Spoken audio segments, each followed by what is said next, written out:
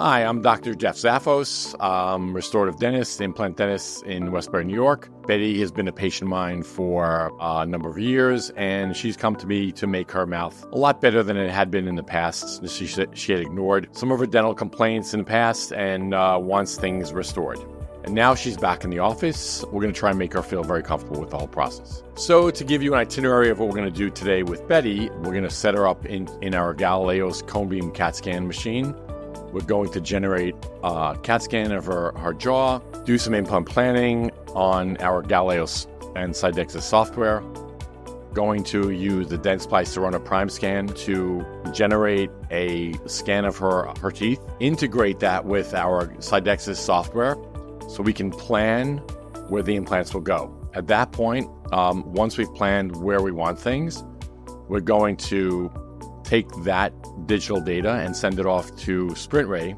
Sprintray will integrate it with their implant planning software, generate a 3D printed Sprintray guide, which will enable us to go into Betty's mouth, insert our 3D printed Sprintray guide, and really create a situation where we can just go in there, do our implant plan surgery before we even started working on her, go in there, get the 3 implants that we're planning in place, and get out. The Sprintray guided surgery makes it so much easier because it's pretty much coloring by numbers, place the implants, patient walks out the door. Hi, I'm Betty Calabrese, and I'm 75 years old, and I'm here today because I have teeth on my left side that the bone is just not working for me anymore because of my age. I really am very apprehensive and very nervous, and I realize, though, that I have to have this done.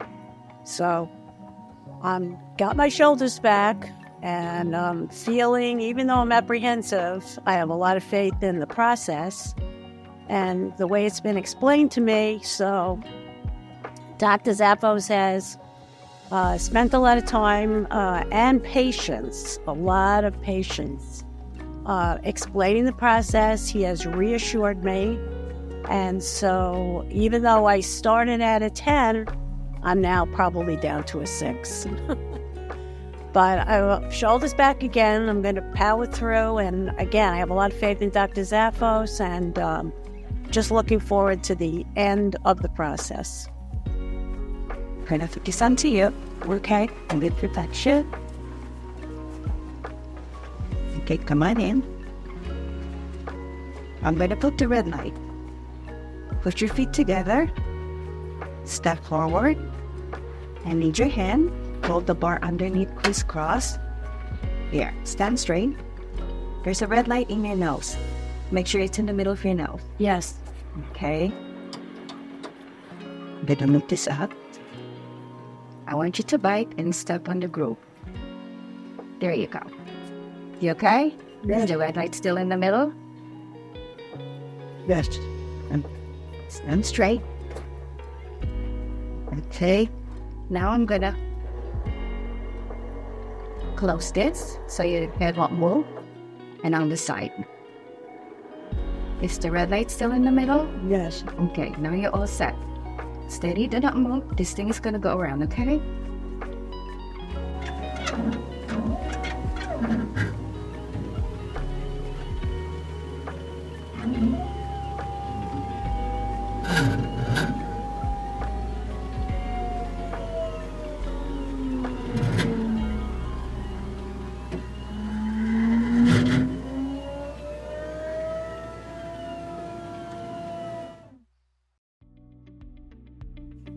Okay, so we have Betty in the chair right now. So what we'd like to do is some implant guide planning so that we know when we integrate this with our CBCT data from Dentsply Sirona and Sidexis, we know where the teeth will be as we integrate them into the cone beam, which will create an easier plan for implant placement. So we're merging them all together. Right now we're going to do our camera scanning, purely camera.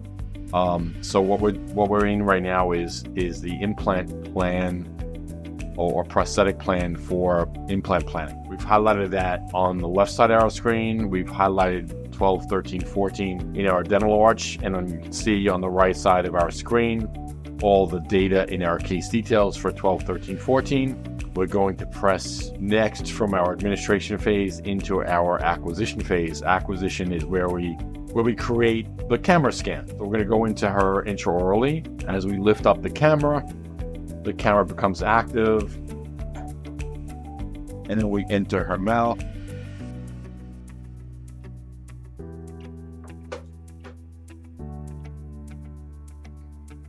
And we could start scanning.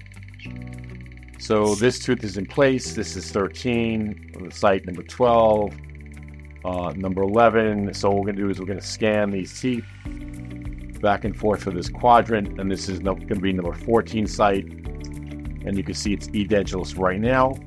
So we're gathering data on number 13, all the data that we can. So we have a really accurate CAD/CAM data.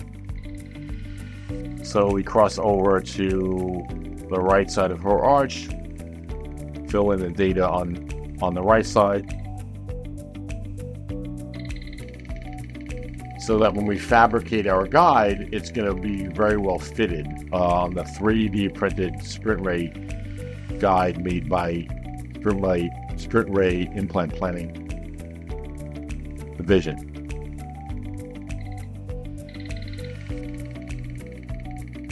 Just pose a little bit.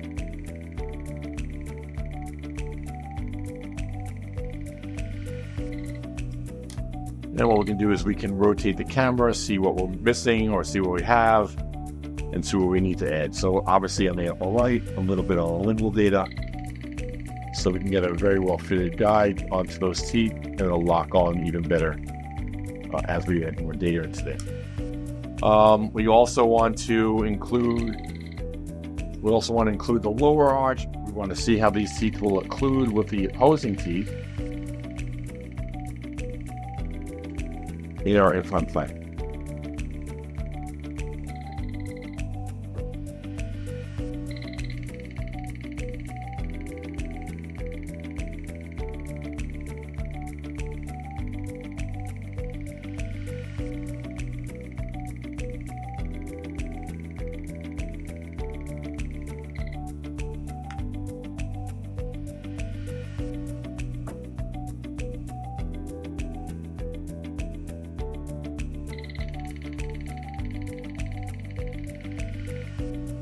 And now we go into buccal bite, so we can see how the maxilla and the mandible integrate together. Close tight, stay like that.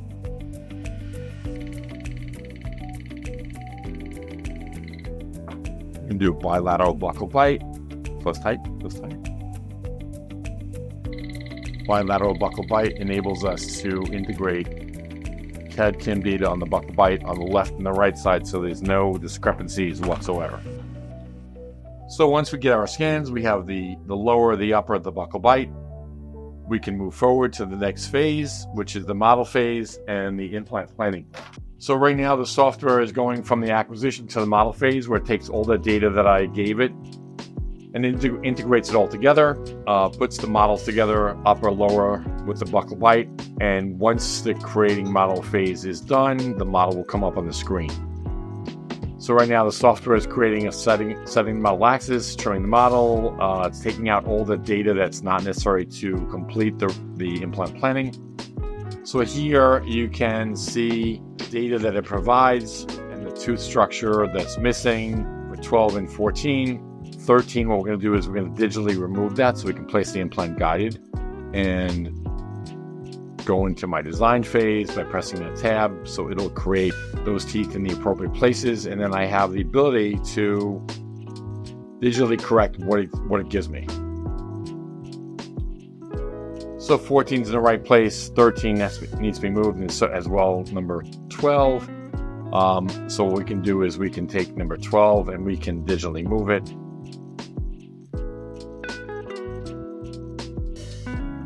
Rotate it, bring it back into position. Rotate it some more.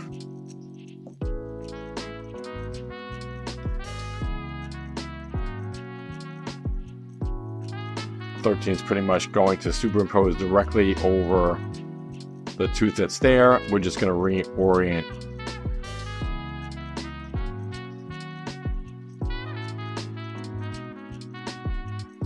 Move aspect of our software.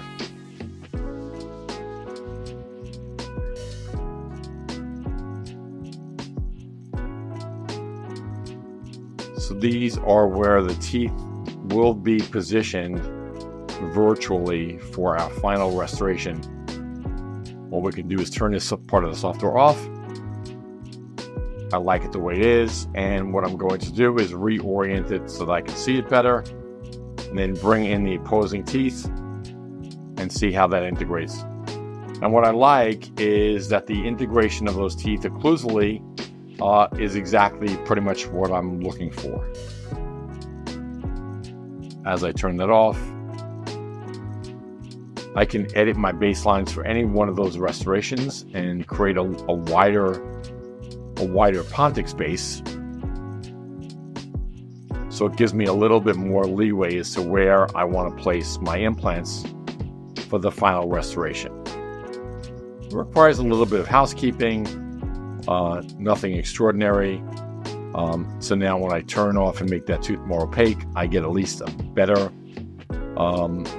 restoration lying on the tissue itself. And I can do that with number 12, seeing as how that's a pontic right now, or a edentulous space. So I can reorient that tooth on the soft tissue. And 13, as it is already overlaid over a tooth, doesn't really exist because it doesn't really matter, because I'm going to place the implant pretty much in line with the root structure of that tooth.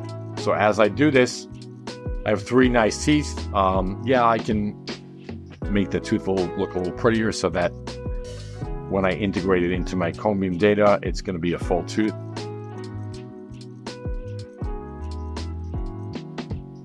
And close the gapping between 12 and 13. At that point, once my tooth positions are planned, what I would press is going to export.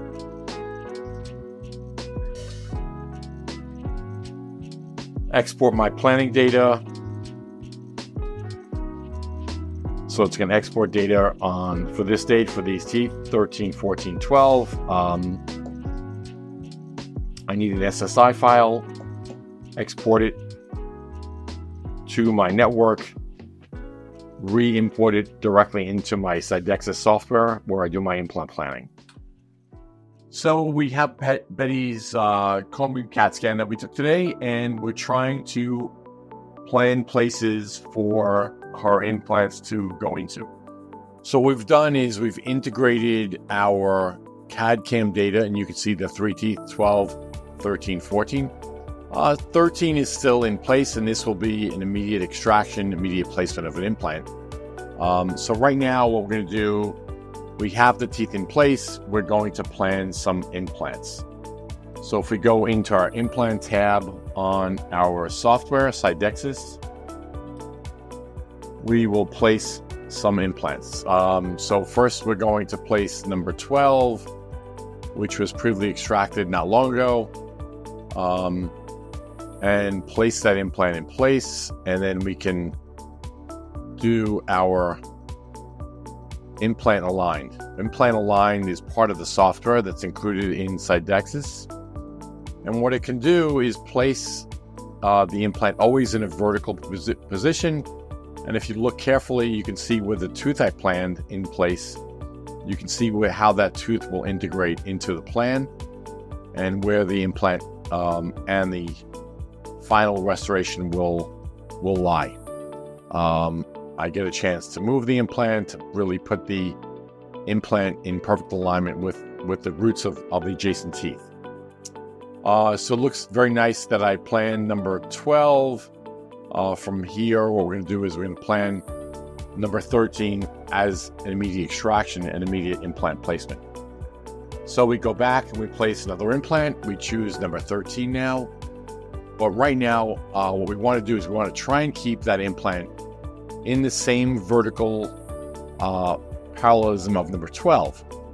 So we change that orientation to parallel to number 12, same size implant, and we're going to place that into the root structure of number 13 tooth that we're going to extract, and see how that integrates into number 13. So we're just going to realign that implant, make it a little shorter, and see if we can get an implant directly into that spot without going directly into the sinus. So here what we can do is we can place that implant, lock into the floor of the sinus, the cortical bone, and graft the remaining part of where the tooth comes out. If we need to, we can always increase the diameter of that implant from 4.1 Straumann to a 4.8 to get some better integration into the bone, to get better locking of that bone, to hold the implant a little bit more stable. So I like that implant a little better for that spot. I know we changed the orientation from perfectly parallel to number 12, but with the use of custom abutments, everything will be parallelized later. Now the last implant that we're going to place is number 14. We're going to place one more implant. Number 14, we're going to hopefully make that implant again parallel to number 13 this time. Let's choose an implant that is 4.1 by 8 Straumann, and then see if we can integrate that into the plan. And here you can see that there's definitely going to be a sinus graft involved in this. A little sinus bump. I like that. We do have a spine on the inside of the sinus. So what we're going to do is try and orient that implant a little bit off center, a little closer to the adjacent implant, maybe even to tilt it away from the spine so that when we do our sinus graft, we can avoid that spine as much as possible, and maybe even take number 13 and tilt the apex of that implant a little bit more to the mesial so that we can replan our implant for number 14 and tilt it also. Everything being realigned, parallelized with the custom abutments. So I like this plan a lot better. I have nice bone between the gingival part of the bone and the cortical plate, starting the sinus as we give us a small sinus graft. And although the implants are not perfectly parallel to each other, it still lends itself to a great restoration. So when we bring back all of our CAD/CAM data and we look at our final models with all the integrated CAD/CAM data that we captured from our Dentsply Sirona Prime Scan, you can see how the teeth are fully integrating into the model. Basically what I've planned is a full plan of 3 implants that would give Betty 3 beautifully connected teeth with custom abutments fabricated by Dentsply Sirona Atlantis, and then we will CAD/CAM the final restorations after the implants are completely integrated. Okay, so now that we've planned our implant positioning and CAD/CAM data, we need to get into our Sprintray digital lab slip. And what we do is we tell Sprintray exactly what we have. So as we scroll down, you can see that we're going to highlight each part of what we need. Implant planning. We can scroll down and tell them that we're working on the upper arch. We can tell them tooth numbers 12, 13, and 14 are going to be the implant placement. So as we scroll down further, we tell them what kind of implants. We're going to use Straumann implants, Straumann surgical guide kit. We're going to, is it going to be fully guided? And any additional information that we need to put into the digital lab slip for Sprintray. What they then do after I submit this file and they verify it, review the entire case, they will notify me by email to go into my portal, my Sprintray portal, that there's an existing file for me to download from them, and that I can take that file, put it directly into my Sprintray printer. I can print up my guide as soon as I need to and get it ready for the surgical procedure. For in this case, it will be for Elizabeth, and get it all done. Okay, we're back. We received the email that this guide was ready from Sprintray. Here we've downloaded the Sprintray guide, printed guide, onto the Sprintray printer build plate. You can see it comes to us already pre-strutted, ready to print. So at this point, now that it's on the build plate, we press send to printer. Send to printer will get it started on the printing, and within a little while that printer will be done, and we'll be able to look at that physically in our hand and use it for our cert. First print on our digital lab script. It's come over the file. I just come over to the Sprintray printer. You can see that design directly on the screen when I hold it.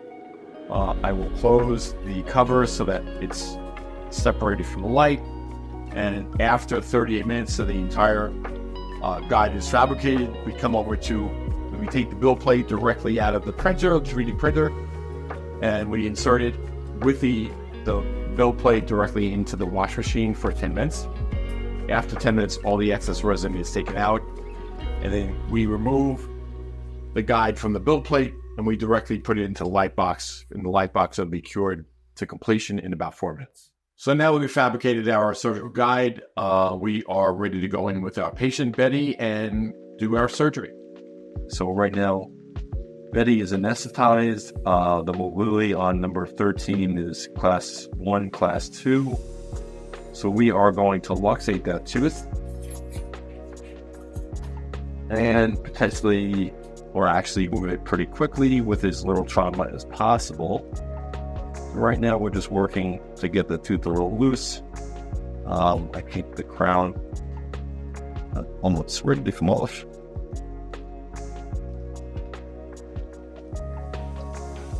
So we're just going to luxate a little bit to the facial, a little bit lingual. And that tooth is just about ready. If it's coming out atraumatically, here it comes.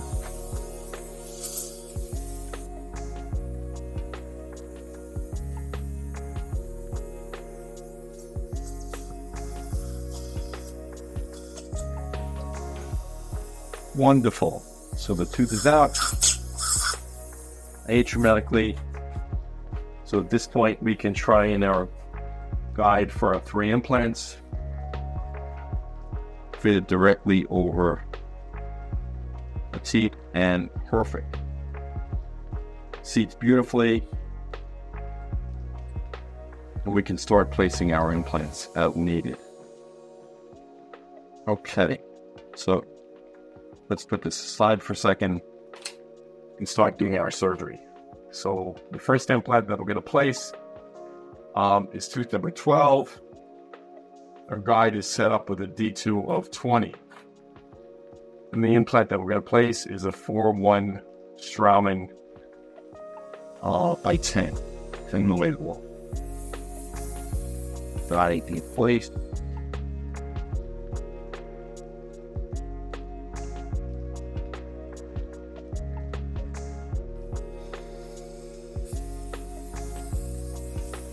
Like create a default in the tissue.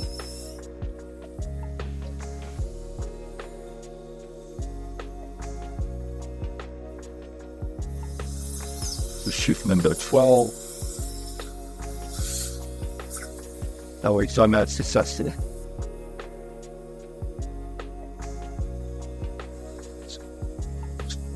Do is go into place. Osteotomy core position. You continue working on the 12.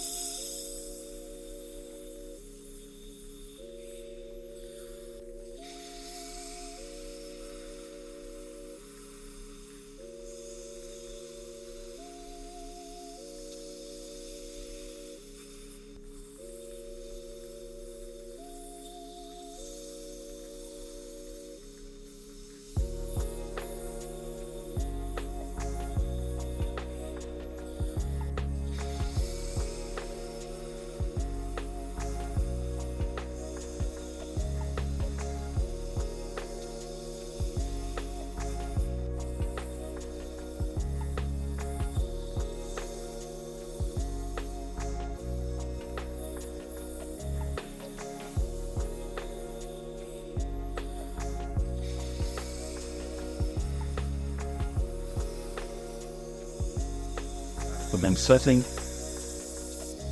And like I said, this will be a 4.1 implant. We have to go into the osteotomy a couple of times to increase the diameter of the osteotomy.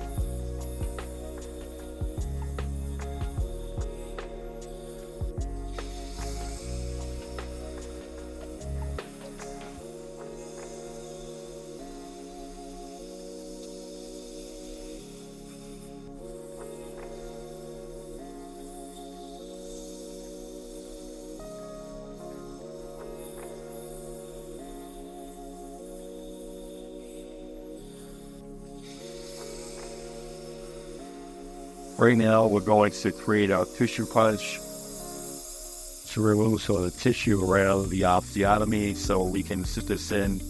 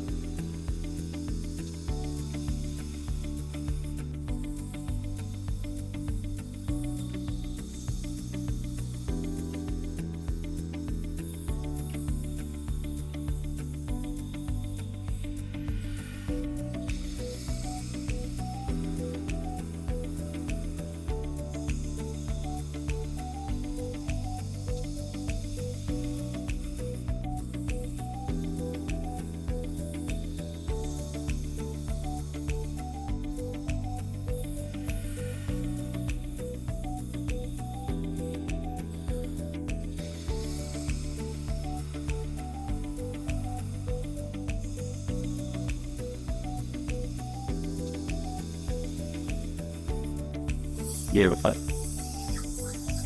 Okay, so let's see where you insert number 12, 4.1 by 10 this term.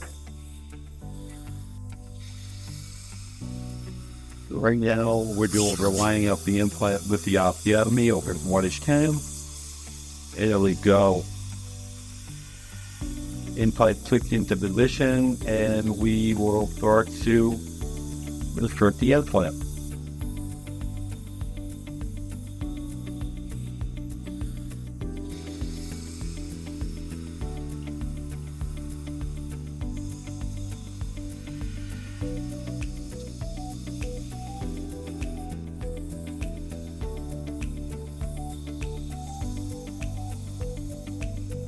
I can feel where the connection comes to with respect to the bone, and I need to insert that implant a little bit deeper.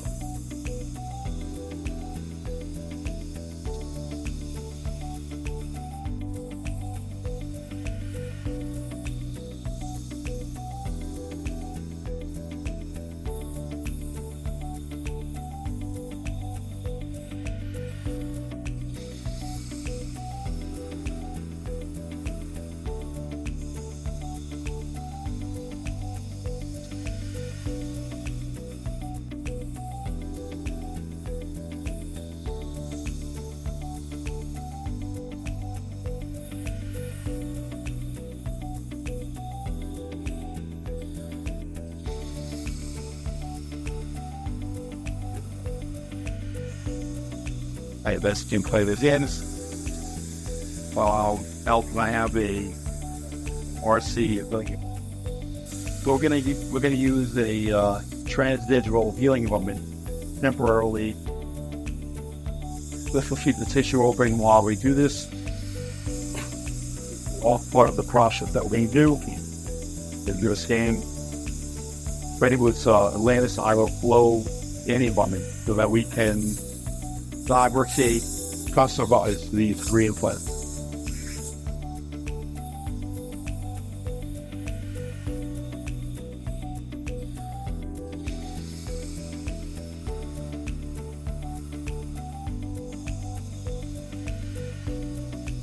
All right, now we're going to train our guide one more time. Get ready to place vascular on implant number 13.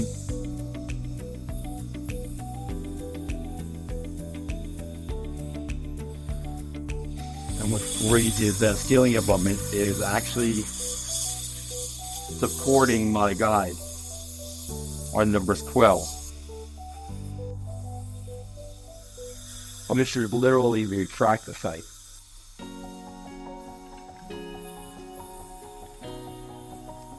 Oh, the 13 piece that we took out from that seal.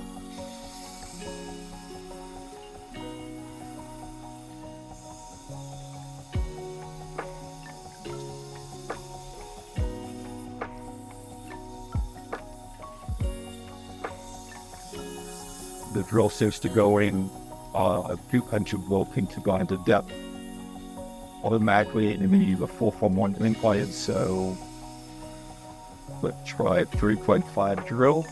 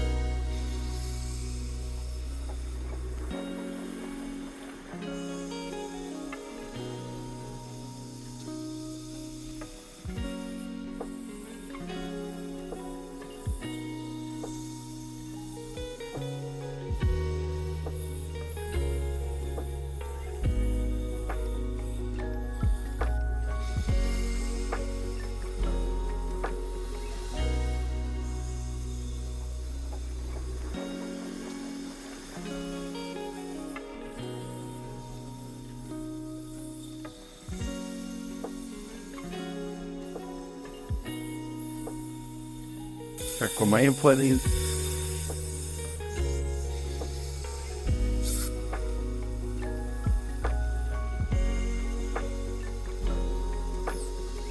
Certainly want to go a little deeper on that. Force out so I can do this by hand and direct down to a little more depth.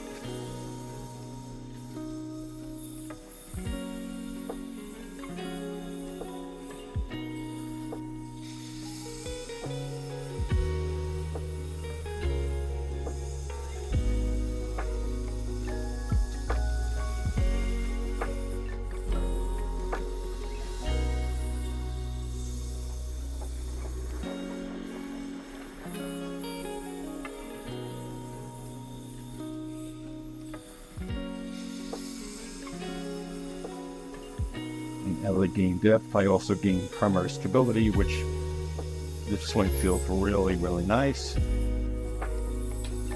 After the extraction of that tooth, number 13, and immediate implant placement.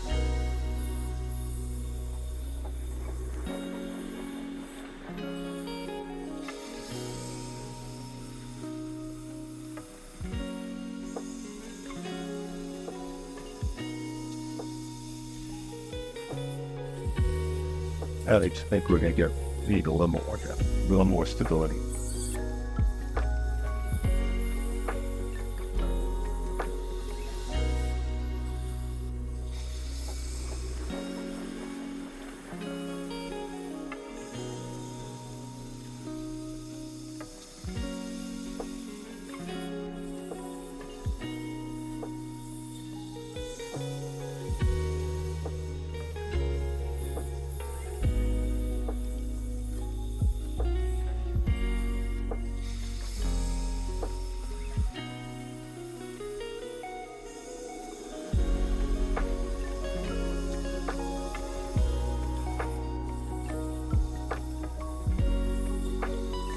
as we place this implant just gently more some presto, the need for grafting and the extraction is diminished dramatically.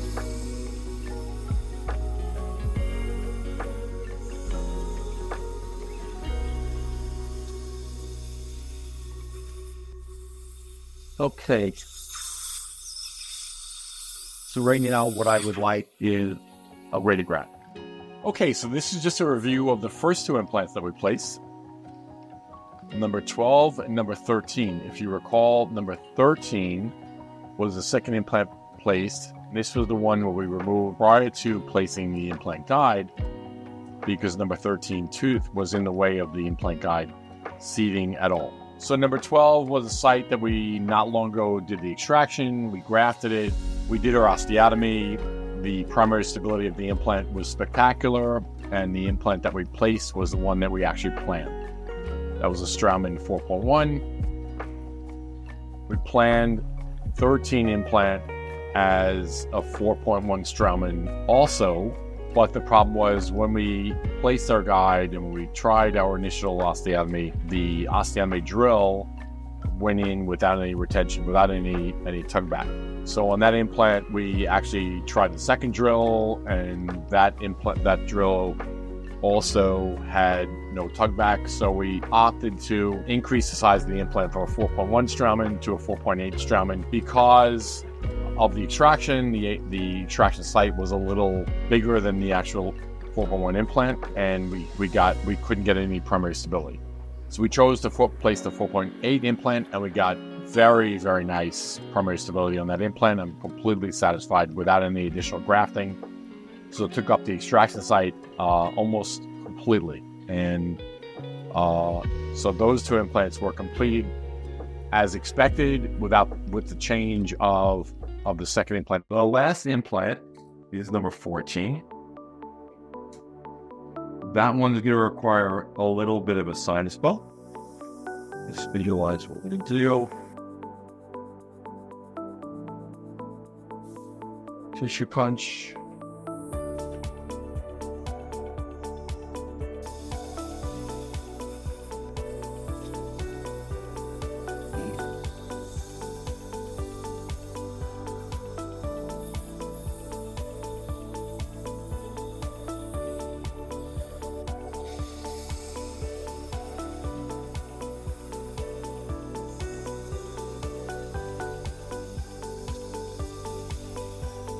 The guy in.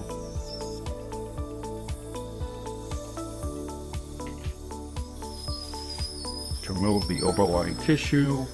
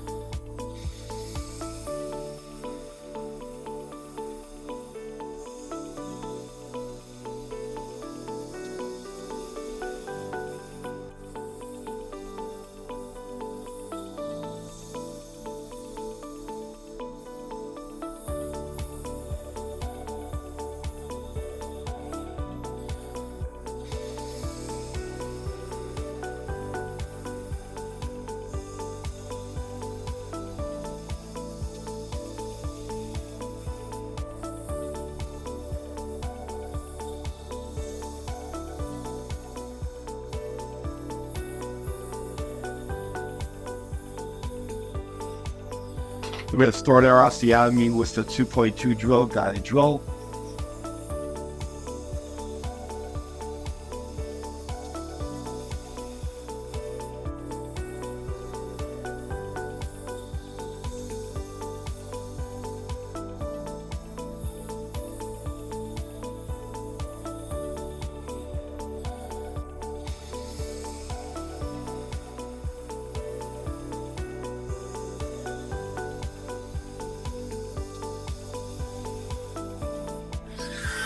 Then we're using a drill that has a stop right at 6 millimeters, so we want to encounter the sinus at 6 millimeters, and then measure whether we need to go a little further.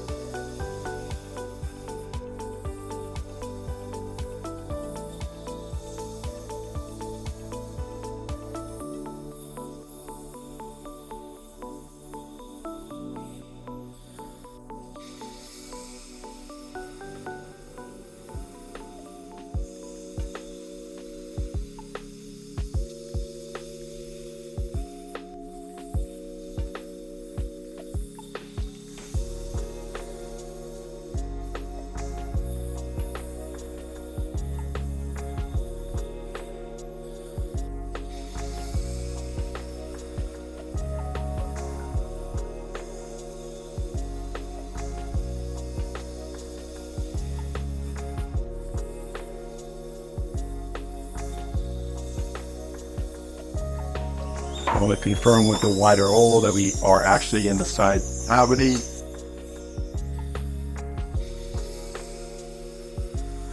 Good.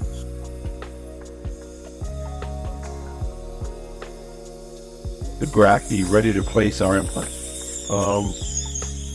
We have the 4-1/8 Schein.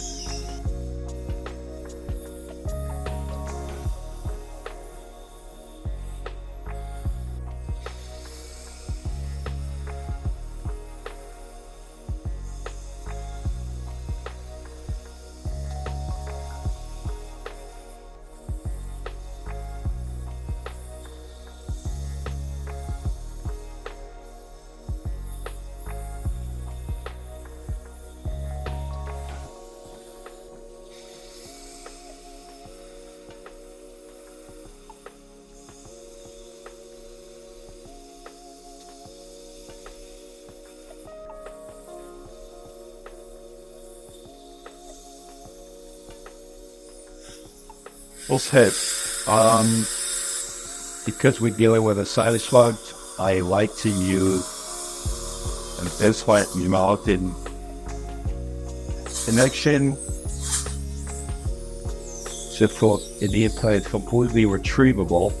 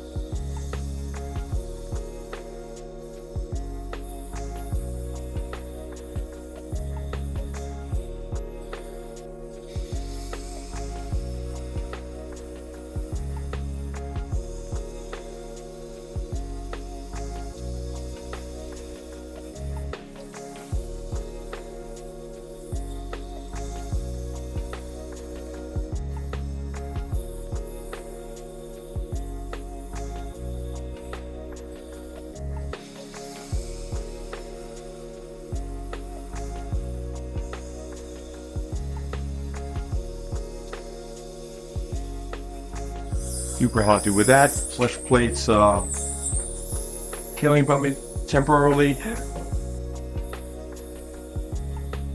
just so we can take a final X-ray.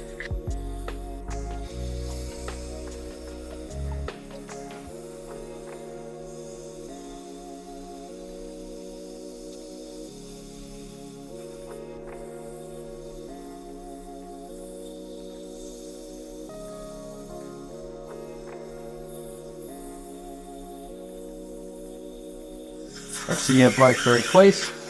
Collagen plug is separating the sinus from the implant. Okay, so just wanted to review post-operatively how the surgery went, how the patient went.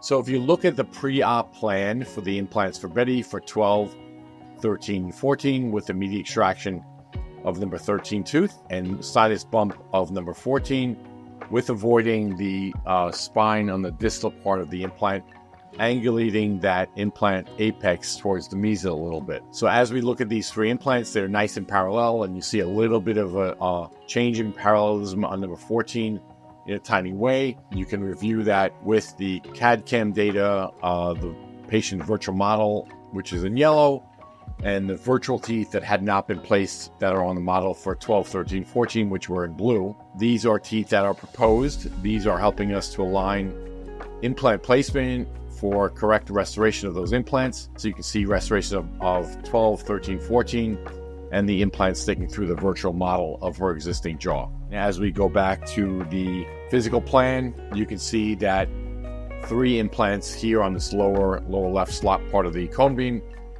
12, 13, 14, with a mesial tilt of the apex of number 14 implant, avoiding the spine on the distal aspect of the implant, which would get us into the sinus with more difficulty.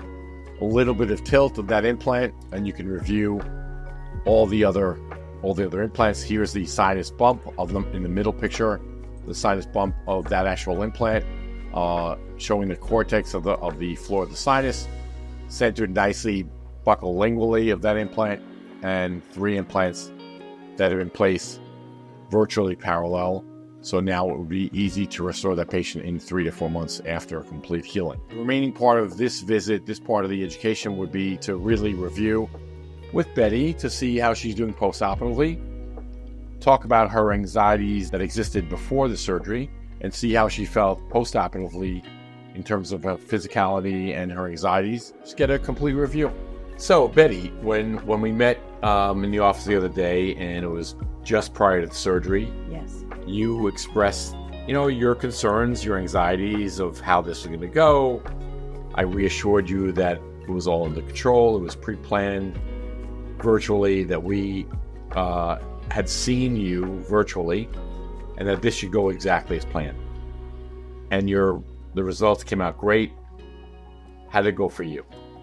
I feel absolutely 100%, like nothing ever even happened to me. And the biggest problem through the whole process was myself. The high anxiety, I wore myself out, the anticipation. And it's not to say that it's not a procedure, it's not surgery, it's a process. But the anticipation was much worse than the actual. I experience that a lot with patients quite frequently. They're all wrapped up. They've spoken to friends. They've watched videos on the computer. Everybody does it. It's natural emotion where it's the fear of the unknown. So I try to reassure patients in the planning phase before we do anything that things are going to go exactly as planned, because we've done the surgery virtually on you. And then the day of surgery we know exactly how we're going to go in, make you physically comfortable by anesthetizing the area, do the surgery, get out, let you calm down. Patients usually feel a little run down afterwards because their adrenaline is elevated, and they feel that huge sigh of relief after the procedure is done. It's exactly correct. That's exactly how it did go. Well, once again, I'm glad it went exactly as planned this time, and I'm grateful that you feel as good as you do. Oh, I feel great, actually. Good. And it's exactly the way you just described it. The adrenaline comes down, and you have this moment where your body is just tired from getting yourself all riled up. And then, to me, this is day 3. I feel like, as I said, nothing ever even happened. Good. So, Betty, I really want to say thank you. Number 1, for being part of this. I really want to express my thanks because the confidence that you give me doing for you what we've done, and say the job well done on everybody's part. Just thank you to you for making it so seamless, and the explanations, you and your entire staff who supported me through every single solitary step. Great, thanks.